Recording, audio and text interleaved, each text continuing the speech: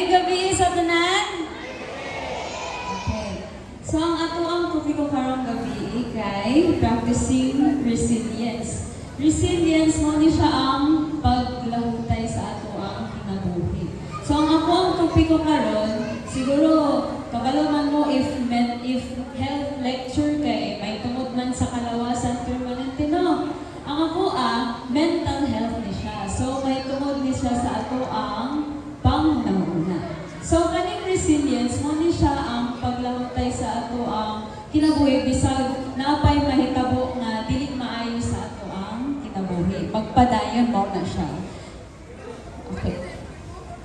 So, kinsa man dinhi kabalo magbike. Uy, bay man, daghan. Ya kinsa may makasulay nga nahulog parehas niya. Daghan pod. Ya unsa man ninyong gibuhat pagkahuman nga nadagwa mo. Balik, nihilak. Ya unsa man mo balik mo sa bike or dili na lang mo magbike kinaulog naman mo. Balik. Okay. So, muna siya, resilience na siya, paglahutay na siya. Kaya bisag na dagma mo, nagpadayon ra gyapon mo bike. Okay. Kinsa may gadula ninyo din basketball, unsa man, badminton, pickleball. Daghan. Uy, grabe. Daghan. Yung kinsa may nakasulay na wala jud nakascore. Uy, nakascore mo tanan. Maayo man. Unsa may mahitabo og dili mo makascore, dili na mo magdula. Magdula gihapon. Dula gihapon. Ya, kinsa man diri nakasulay nga kinsa may kabalo magluto diri. Daghan. Kinsa may nakasulay nga dili mao ang ilahong giluto. Daghan pod. Yung sa man ninyong gihimo pagkahuman, wala na mo nagluto kay dili mao. Nagluto gihapon. Siyempre, magluto gihapon aron makabalo no, aron pagkasunod mao na siya. Okay. So unsa jud ni ang resilience? Unsa man ning paglahutay? So mo ni siya ang kapasidad nga magpadayon sa kinabuhi. Pag-amping sa ato ang emosyon o naay panghitabo or pagbago sa ato ang kinabuhi. So importante jud di ay ni ang resilience. Kay importante jud nga ato pud ampingan ang ato ang mental health parehas sa atong pag-amping sa ato ang physical health or atong kalawasan. So naay tulo ka importante nga termino diri sa paglahutay. So ang una kay recovery. Unsa man ning recovery? Ang recovery, mao ni siya ang pagbalik sa pagka-okay na to, pagkahuman, mahitabo ang usa ka dili maayo nga experience siya. Sunod, ang resistance. Unsa man ning resistance? Ang resistance, mao ni siya nga bisag nay nahitabo sa ato ang kinabuhi. Mura wala na to ba? Ay, kaya rin ni nako, wala lang ng problemahan na. Okay ra jud ko.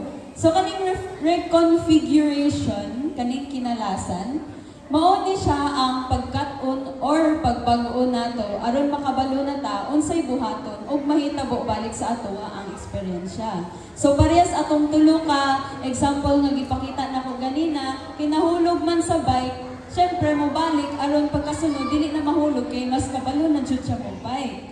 Or nagluto ka niya dili mao imong pagkaluto, syempre magluto ka balik aron pagkasunod mao na jud siya. So, muna siya ang reconfiguration. Sunod, na ginatawag nga post-traumatic growth. Muna siya PTG. So, muna siya ang pinakamaayo nga pag-adapt or paghiangay sa mga dili maayo nga eksperyensya sa ato ang kinabuhi. Diri, muna siya nakakita ta og bag-o nga purpose sa kinabuhi, na atay mas laglong nga koneksyon sa ato ang isig katawo o nakabalo ta kung unsa jud mga kakusganan nato sa ato ang kinabuhi. So nay lima diri. Ang una, personal strength, mao ni siya ang imuhang kakusgan. Ang close relationships mo ni siya connection nimo sa ubang tao. Ang greater appreciation for life mo ni siya ang imong pasalamat sa imuhang kinabuhi, new possibilities, bagong posibilidad, o spiritual development, imuhang pagtuo sa Ginoo. So ang ato ang pagtun-an karong gabi kay ang ato ang personal strength o close relationship. So unsaon man nato pagkabalo sa purpose nato diri sa kalibutan. So nay ginatawag nga self-efficacy.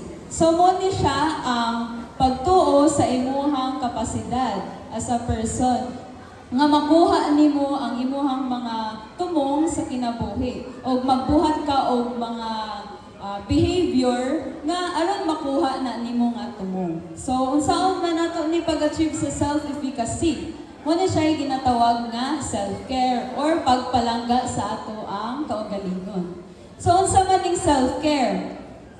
First, atong palanggaon ang ato ang kalawasan. So unsaon man nato pagpalangga sa atong kalawasan? Matulog ta, magkaon ta og healthy food, mag-inom tag tubig, kabalo naman ta ana kung unsay makapamaayo sa ato ang physical na kalawasan, mo na siya number 1 na kailangan nato aron makuha nato ang self-care. So sunod, take care of your mind or pagpalangga sa ato ang hunahuna. So mo ni siya ang aron ma-achieve ni nato, kailangan nga magpahuway ta o gikapoy na ta or try deep breathing or quiet time. Maghatag ta og oras para sa ato aradyong kaugalingon. Then sunod, avoid overthinking or dili ta maghuna-huna o daghang huna-huna nga kabalo ta dili pa nato masulbad anang orasan. Okay. Next, take care of your emotion. Mag-istorya ta sa ubang tao nga ato ang gitrust or i-allow nato ato ang mga kaugalingon nga ma-experience ato ang mga emosyon. Okay. And also, practice gratitude. Magpasalamat ta sa mga positibo nga nahitabo sa ato ang kinabuhi. Fourth is take care of your relationships. Monitor ang ato ang mga relasyon sa ato ang isikatao, sa ato ang friends, sa ato ang pamilya, o uban pa nga mga tao nga importante sa ato. And next, take care of your goals. Dapat naatay tumong.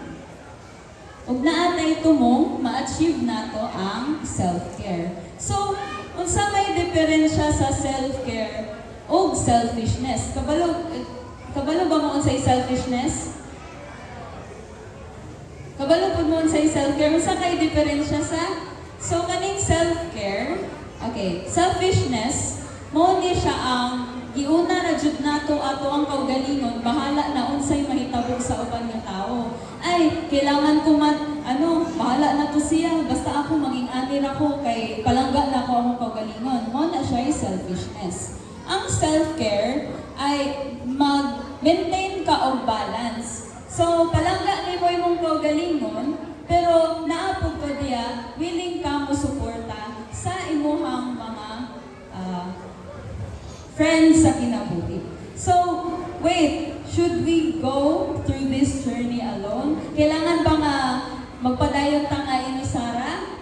So, makita nato sa Biblia actually, Ecclesiastes 4, verse 9 to 10. Two people are better off than one, for they can help each other succeed. If one person falls, the other can reach out and help. But someone who falls alone is in real trouble. So, diri nga teksto makita nato nga mas maayo di ay og naa kay kauban. Kay og na kay kauban, pwede mo magtinabangay aron mag-succeed. Pero kung ikaw ra usa wala jud tawo diya nga pwede mo tabang nimo og mahulog man ka. So, unsaon man nato pag kakuha og deeper connection sa ato ang isig ka tawo. So, naay usa ka research diri, the enhancement of natural resilience in trauma interventions by Mary Swartis Borton. So, ang nahitabo diri, na sila interview nga babae nga naka-experience sa o gi-abuso sa iyang boyfriend.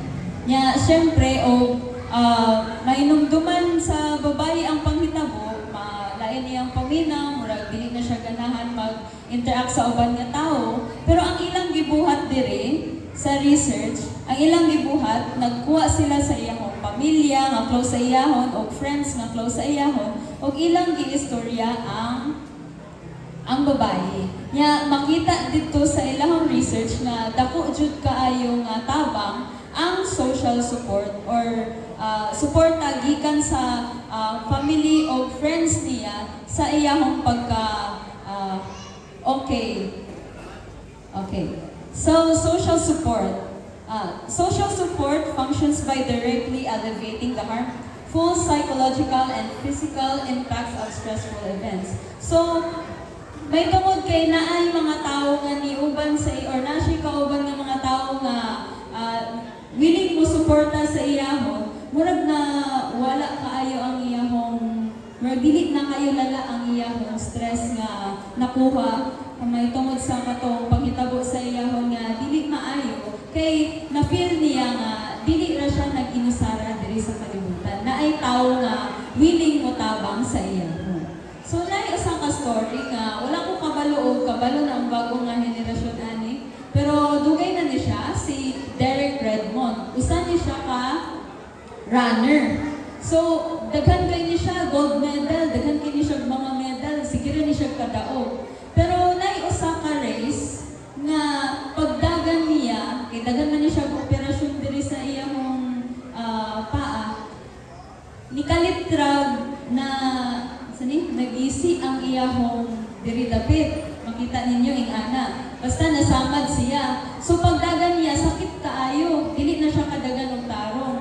Pero pag nauna na ang uban niya nga makauban, siya kay galisod na siya kay dili siya kadagan og tarong. Pero nagpadayon gihapon siya, bisag sakit kaayo, nagpadayon gihapon siya kay ingon siya nga iya jung humanon ang race. Pagkaman ana, usa ni siya ka nindot nga story kay ni-headlines jud ni siya kay nisulod ang iyang papa. Nitabang iyang papa kay galisod man iyang anak ug dagan kay dili man siya kadagan kay nagising man. Pag sulod sa iyang papa mo tugi tabangan siya sa iyang papa aron ma-reach niya ang finish line. So mo ni siya nindot kayo nga example sa social support. Isuporta ang iyahong amahan sa iyahon. Bisag naglisod siya o kauban sila ngani adto or naka-reach sa finish line. So daghan kayong tao nga ni palakpak ani kay nakita nila nga palangga kaayo sa amahan ang iyahong anak.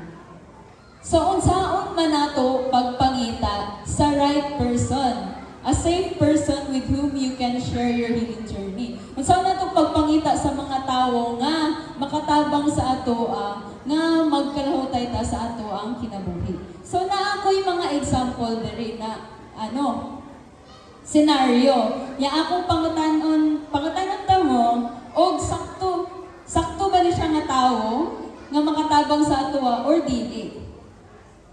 Okay. So si Alex, niingon siya ni Maya nga galisod siya sa iyahong schoolwork.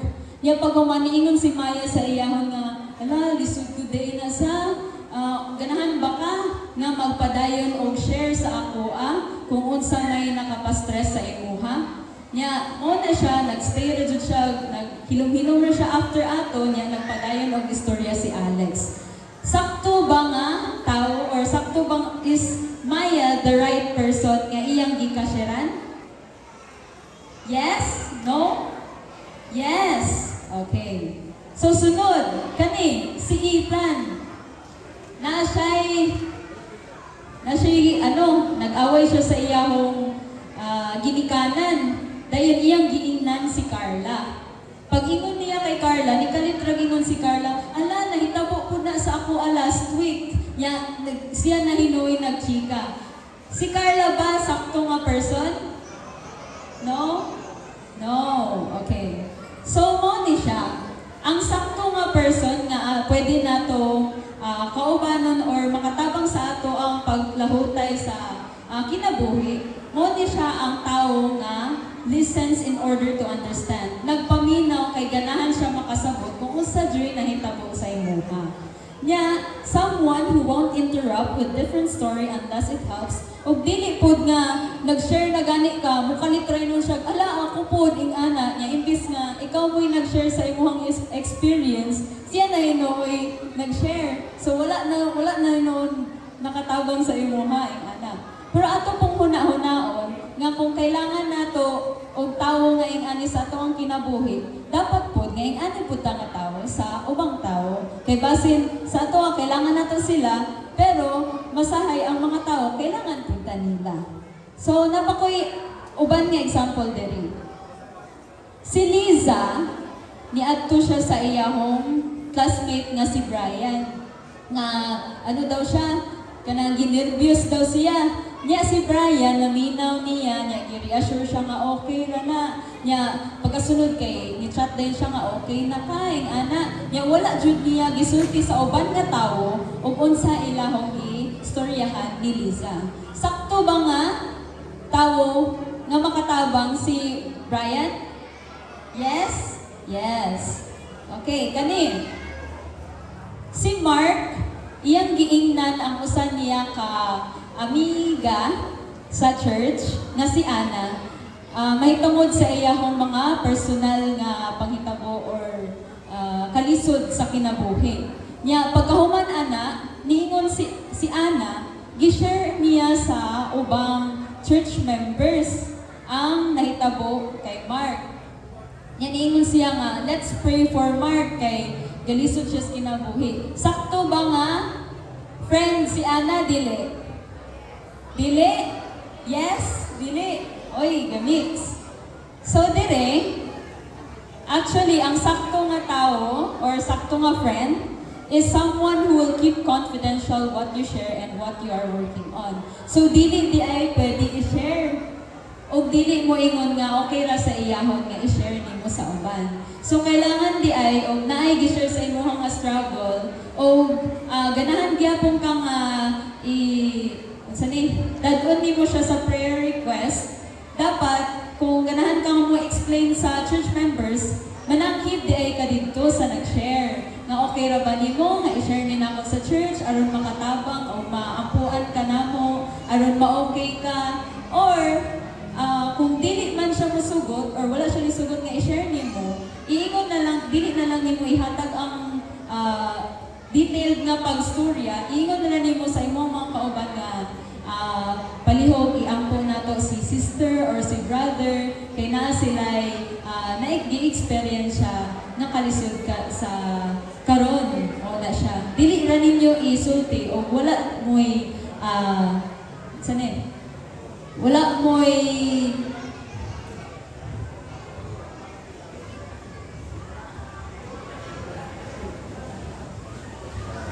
wala mo'y kanang sito gani ay pa sa word.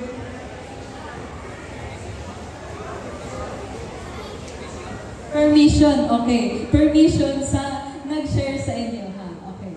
Next. Muna ni siya. Love yourself first. So makita nato ganina, self-care. Diba? Self-care atong giuna. Love yourself first. So the key to having a positive outlook in life is to accept your own strengths and weaknesses. So kabalo ka sa imuhang strength o weaknesses o okay ra ka nga anak ka, accept na nimo. Ay dili man ko maayo ani, dili na lang dili na ko kaya ing ani, dili na ko love akong self kay nganong maayo siya ani ako dili na ing ana. Salig okay ra na bisag maayo siya sa uban nga butang o ikaw dili kay nabog kay maayo nga kabalo nga butang nya siya dili day kabalo. So we are unique in our own way. So we have to love ourselves. And next, we love others next. So support each other in times of trouble. So mo ni siya sa libro nga ako ang gibasa nga Take Your Life Back by Dr. David Stoop. Usa ni siya ka registered nga psychologist po.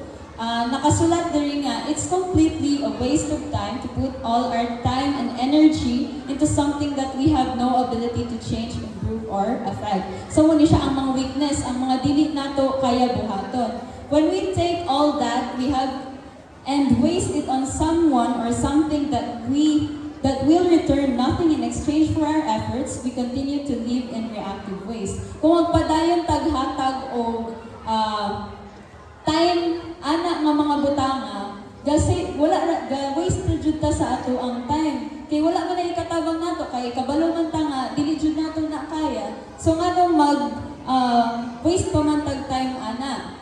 Instead, we must do something radical if we want to take our lives back and build meaningful, purposeful, and powerful connections with God and others. So, importante di ay kaayo nga ato ang tagaan og meaning, ang ato ang kaugalingon, ang ato ang purpose diri nga kalibutan o pag kaanaa o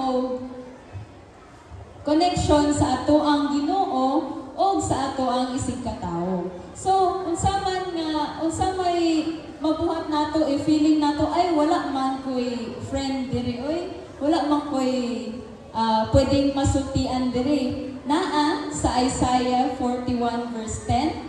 So do not fear, for I am with you. Do not be dismayed, for I am your God. I will strengthen you and help you. I will uphold you with my righteous hand. So diri sa teksto sa Isaiah 41:10, makita nato nga kung feeling nato wala tay kauban or friend diri sa kalibutan, naa di ay ang Ginoo. O pwede ra nato iampo sa iyahon ato ang mga kalisod sa kinabuhi. Ya pagawman ata ana magkalahutay ta sa ato ang kinabuhi. Maura na siya. Maayong gabi.